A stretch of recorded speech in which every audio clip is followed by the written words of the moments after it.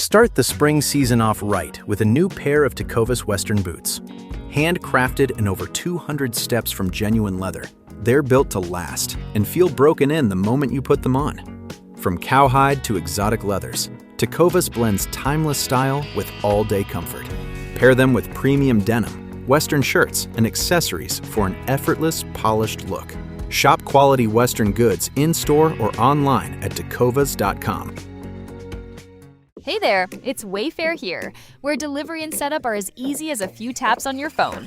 You're relaxing in an old hammock, scrolling Wayfair's app, when you spot it, a brand new patio set. Next thing you know, Wayfair delivers it right to your patio and sets it up. Oh, you need a new grill too? All right, Wayfair's got you covered. With Wayfair's Room of Choice delivery and fast expert setup on qualifying orders, life gets a little easier. Visit wayfair.com or the Wayfair app. Wayfair, every style, every home. Welcome to the Black Tax. There's an African proverb that says, if you think education is expensive, try ignorance. In the beginning of my career, I would often look for positions that were long-term temp assignments. And when I say long-term temp assignments, I mean anywhere between 9 to 18 months on a IP litigation project. It gave me opportunities to learn things from different places, different firms, as well as hone in my entrepreneurial skills to create this hybrid career of being both legal, business, creative, and marketing. So this particular headhunter that I was using would always get me placed. It was like an easy breezy. I had a very specific set of skills set. I had a very specific set of study around intellectual property, copyrights, trademarks, patent, could kind of spot things really quickly when it was for the defense or for the plaintiff. So it was a very easy kind of thing for me. I loved it. I loved what I did. It was an amazing experience. So the headhunter that I was using retired, and the person who took her place, a blonde hair, white woman,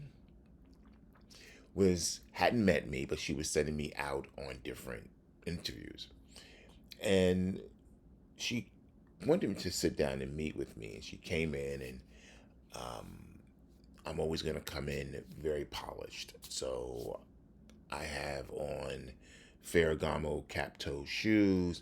I'm wearing a blue Armani suit with a Hugo Boss shirt. I think it was a Christian Dior tie. I had a cashmere coat on, my briefcase, and a Yankee fitted, just because. So I go into the office, I take my coat off, I take my hat off. I'm sitting there waiting. She comes to get me. I put the coat over my arm. I pick up my bag. I'm holding my hat in my left hand, walk into her office. I put the coat down, the hat on the coat, my bag on the floor. And then I begin looking at her and begin talking. And she's like, oh, it's so nice to meet you. We've heard so many great things about you. And she goes on and on and on. Something in my soul was like, this is a problem. I don't know what it is, but this is a problem. Let me go down this rabbit hole a little further.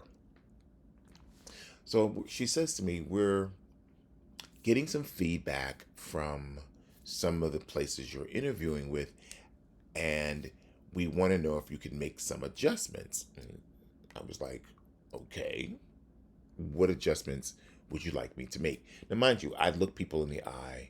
I don't dart my eyes around the room. I'm told that can be a little intense for people.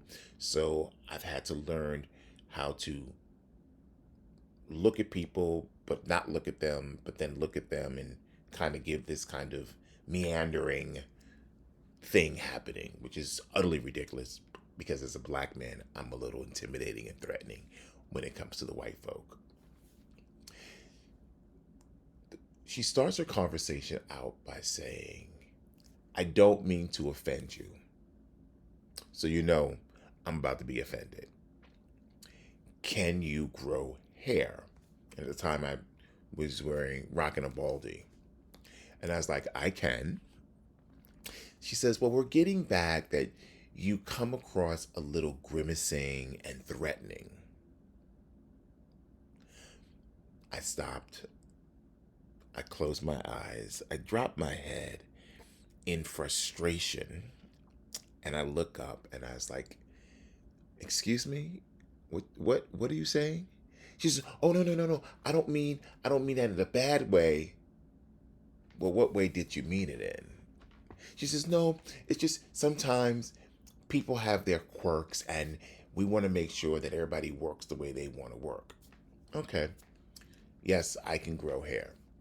I will figure out what that's going to look like. But what else? She says the other thing that we're getting is that you come across too polished where it seems unreal. And here is where her racism began to run amok. And I said, when you say I come across too polished, what do you mean by that? She says, too polished. I need specifics, because what you're saying to me is a very general term, and you're trying to guise it in this level of silent racism without saying what it actually is. So please, indulge me in what you think it is versus what I think it is. She says, well, I'm not a racist. I didn't say you were. I said it was racist. I didn't say you were the racist. But now that you've mentioned that, I'll take a mental note of that. You can see she's visibly beginning to get frustrated and embarrassed. So she goes, well, for example, the suit you're wearing today, it looks very expensive.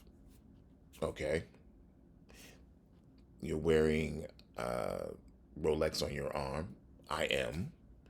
You have this expensive briefcase. I do.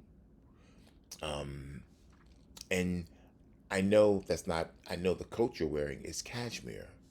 It is. When you walk into places where people don't have those same items, you look like you're trying too hard. And I was like, well, is that a me problem or is it a they problem? She says, well, it's not a problem either way, but it is an issue. But and she's stumbling over her words. She's digging herself a deeper hole. And so I was like, let me explain to you a few things. Thing one. Of the 15, 16 suits that I have, half of them are Armani. The other half is a combination of Hugo Boss, Ungaro. There's another name in there somewhere, but it escapes me at the moment. The shoes that I wear to work are always going to be a Ferragamo. They're going to be a cap toe, and I have them in a burgundy, I have them in a black, and I have them in a brown, a taupe. I am not going to dress in any other way than I'm accustomed to dressing, because I dress the way I saw my dad dress. I dress the way that I've seen my peers and my mentors dress. So I know the uniform that I am wearing is the proper uniform to wear. Number two, I am going to wear my Rolex. And whoever has a problem with me wearing my Rolex is going to have a problem with me wearing my Rolex, because that is a gift from my dad, who is no longer here. And that connection between that watch and my dad are always going to be the same. It is the same thing with the equivalent of the watch that goes on the watch. It is the same thing with the equivalent of a Montblanc pen that is platinum.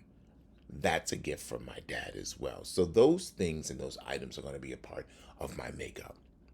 They are the things that get me through the day. I can look at that watch when I'm having a stressful moment and be reminded of my dad and hear his voice. So those cues that keep me centered are going to be the same.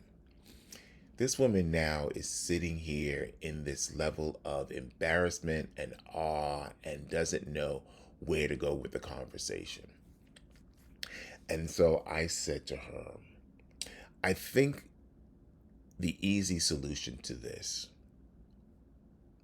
is that I no longer use your service and I seek another headhunter at another agency. She's like, oh, no. We don't want that. That's going to happen today. If any of the jobs want to hire me, which it sounds like they don't, and they want to have another conversation with me, they can. And I'll be open to that opportunity. However, from today forward, I will no longer be using your service because clearly you think it was okay and permissionable for you to talk to me the way you did. You assume that because you hold some level of power trying to get me placed in an employment that I have to subject myself to being less than because of your insecurity and your inferiority towards me. I want to wish you the best in all your endeavors and have an amazing day. So I get up out of her office and I walk out.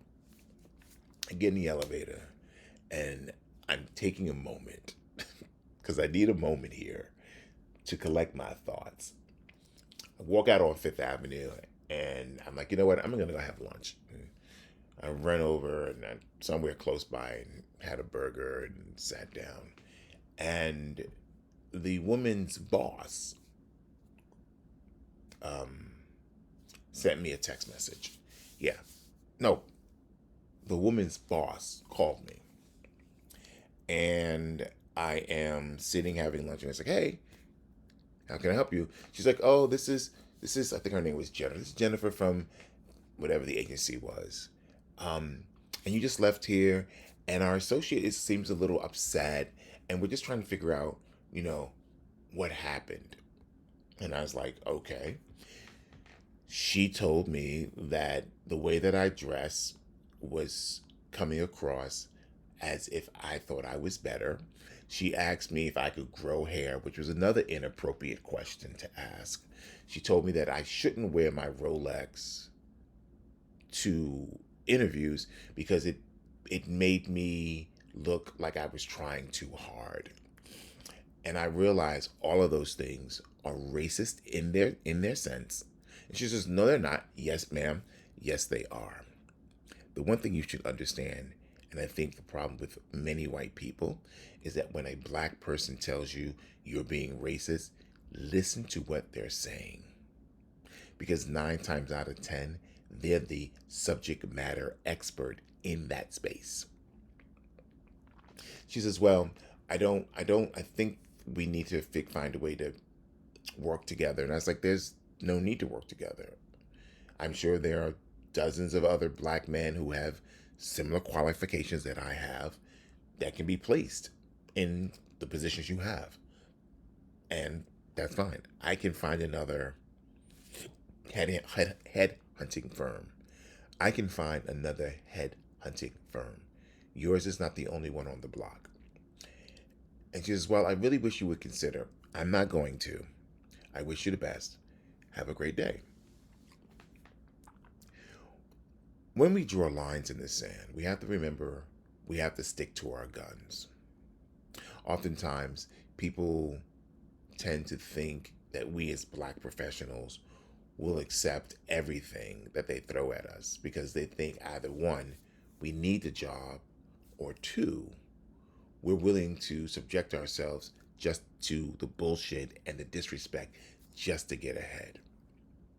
As young professionals, you have to decide what your foundational principles are going to be as you maneuver these waters working in corporate America. If you're going to take a stand, then stand on it. 10 toes down. Don't move off it. Even if it means you might need to find other employment, And I can't tell you to quit your job because I don't know your financial situation. But I also know as you are growing in your career, a bit of advice that I was given was live just below your means. Always have a cushion, always have a savings account, always have a rainy day fund so you can walk off a job if you need to and not put up with the racism, the ignorance, the stupidity, and the downright disrespect. Often we think that we're going to miss something if we leave something, or we think we're not going to have the same opportunities as we would have had we stayed where we were. I can tell you from personal experience, there are opportunities that I had and I had to leave and I left, but those companies that I worked for failed, went bankrupt, didn't pay employees. There's a plethora of things that happen. And it always seems like I get out just in time before the shit hits the fan. So I want you to think about what your core values are, what they mean, what they are in retrospect of who you are as a person or the person you're becoming. Never feel like you have to accept people's disrespect to get ahead. Sometimes their disrespect is to see how far they can get away with disrespecting you before you break. Stay woke. We out.